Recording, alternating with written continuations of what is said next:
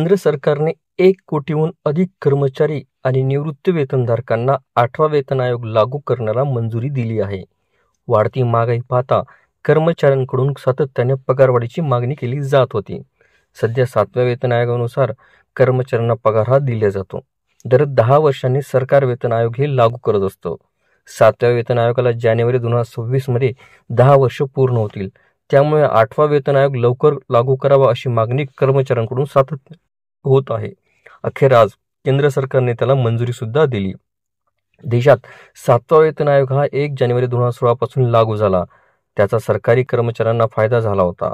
त्यावेळी कर्मचाऱ्यांच्या पगारात जवळपास 23% वाढ झाली होती.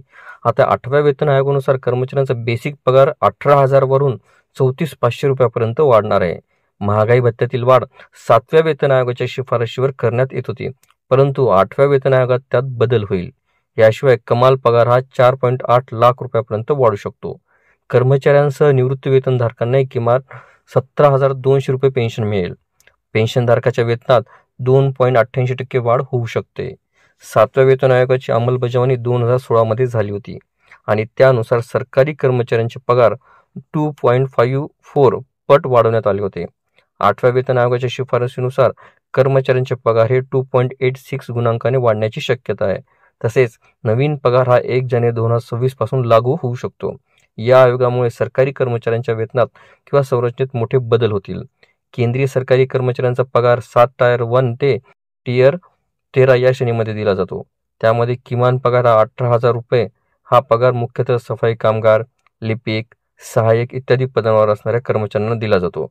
कमाल पगार हा 2,50,000. हा पगार सचिव, प्रधान सचिव आणि उच्च पदस्थ अधिकाऱ्यांना दिला जातो. केंद्रीय सरकारी कर्मचाऱ्यांना विविध प्रकारचे भत्ते हे अदा केले जातात. याप्रमाणे मुख्य भत्ते हे खालीलप्रमाणे आहेत, जसे की महागाई भत्ता जो महागाईच्या दरानुसार वाढवला जातो, घरभाडे भत्ता कर्मचाऱ्यांच्या राहत असलेल्या घराच्या भाड्यावर आधारित असल्याने हा घरभाडे भत्ता म्हणून ओळखलं जातं. वाहन भत्ता ऑफिसला जाण्यासाठी वाहन वापरणाऱ्या कर्मचाऱ्यांना वाहन भत्ता हा दिला जातो.